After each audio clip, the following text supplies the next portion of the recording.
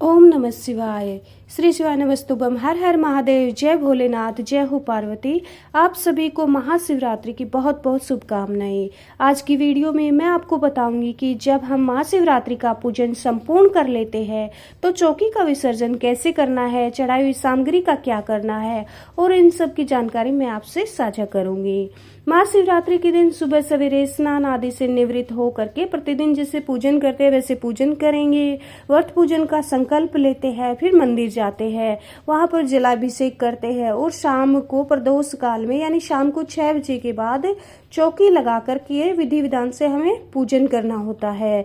यहाँ पर चौकी को 4 प्रहर में भी आप इसको कर सकते हैं। प्रदोष काल में इसका पूजन किया जाता है। चौकी का हमें विसर्जन जो है वो अगले दिन यानी महाशिवरात्रि से अगले दिन हमें करना होता है।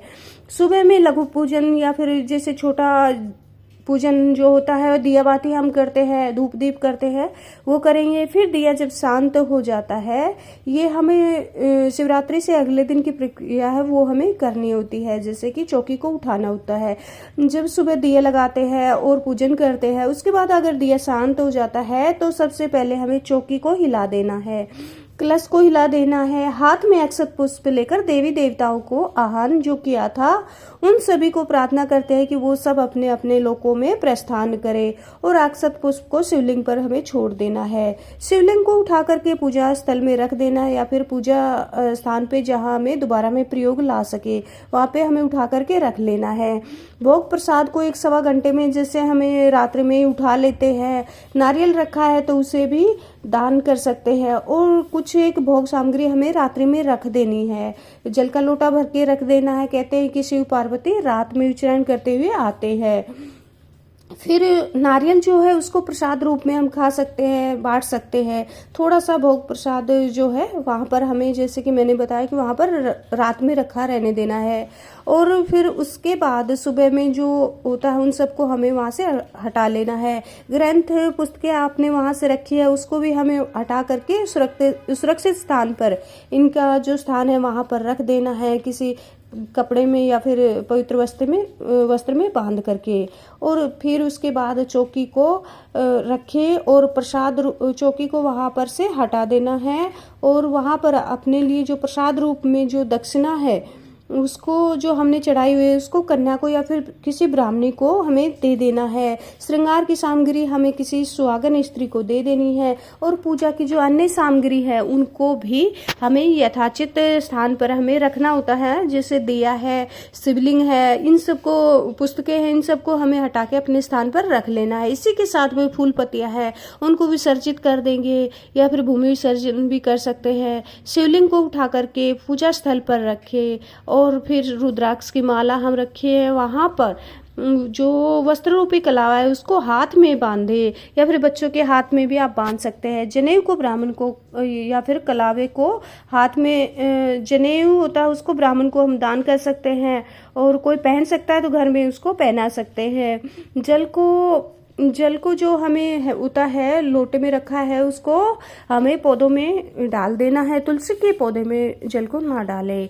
पान, इलायची या फिर लौंग, सिक्का जो है उसको हमें या तो सिक्के को तो हमें रख लेना है और पानी, इलायची, हल्दी है उन सबको हमें प्रयोग में ले सकते हैं या विसर्जित भी आप कर सकते हैं। ये जो पूजन सामग्री है उसे जल विसर्जित या हम फिर भूमि विसर्जन कर सकते हैं। फूल पत्तियों या पौधों को हमें पौधों में डाल सकते हैं ताकि खाद बन जाए और पूरी भावना से हम जो व्रत है वो करते हैं तो इसका पुण्य हमें स्वतः ही मिल जाता है।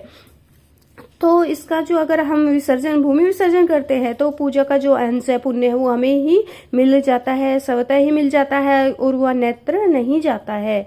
और खाली पड़े प्लॉट में हम भूमि विसर्जन कर सकते हैं। खाने योग्य चीजें है उसे खा लेना है, बांट देना है, दान कर देना है। और गौ माता को या फिर पक्षियों में भी कर सकते हैं, किसी को बांट सकते हैं। और प्रकृति का ख्याल रखते हुए जल विसर्जन या भूमि विसर्जन करें ताकि गंदगी ना फैल पाए। और जितना महत्वपूर्ण चौकी लगाना होता है उतना ही महत्वपूर्ण होता है विसर्जन करना या चौकी को हटाना होता है। और सुबह स्नान आदि के बाद पूजन करके हमें पारण करना होता है। फिर चौकी को और कलश को हम हिला देंगे। अगर आपके पास समय है तो विसर्जन पूजा के बाद ही करें। अगर समय का अभाव है तो आप चौकी कलश को पहले हिला दें ताकि ये ये हो जाए कि हमने विसर्जन की जो प्रक्रिया वो आरंभ कर दी है। कलश पर रखे दीपक को हम दोबारा प्रयोग के लिए रख लेंगे। अगर मिट्टी का है तो उसे प्रवाहित कर देंगे, विसर्जित कर देंगे। और कलश में जो सामग्री है, चावल है, वो उसको हम पक्षियों को या फिर गौ माता को या फिर हल्दी है या फिर सुपारी है वगैरह है तो, और सिक्का है, उसको तो हम दोबारा प्रयोग में ले सकते हैं। और चावल को हम पक्षियों या फिर गौ माता को भी दे सकते हैं। और इस प्रकार से कुछ चीज़ों को हम दान कर सकते हैं। चावल पूजा में रखे हैं तो उनमें और चावल मिला करके हम उनको दान कर सकते हैं। और इस प्रकार से इन चीज़ों का हम विवेकपूर्ण ढंग से विसर्जित करेंगे या फिर दान करेंगे। हम इतना पूजा पाठ करते हैं और हमें किस चीज़ का क्या काम करना है इस सब का तो हमें अनुमान हो ही चुका है। और कलश में जो लोटा है उसमें जल भरा, उसे पूरे घर में हमें छिड़क देना है और अपनी आंखों पर भी हमें लगा लेना है। और फिर बचे हुए जल को हमें पौधों में डाल देना है। कलश में जो चावल है उसको हमें मतलब कि पक्षी को या फिर गौ माता को दे देना है।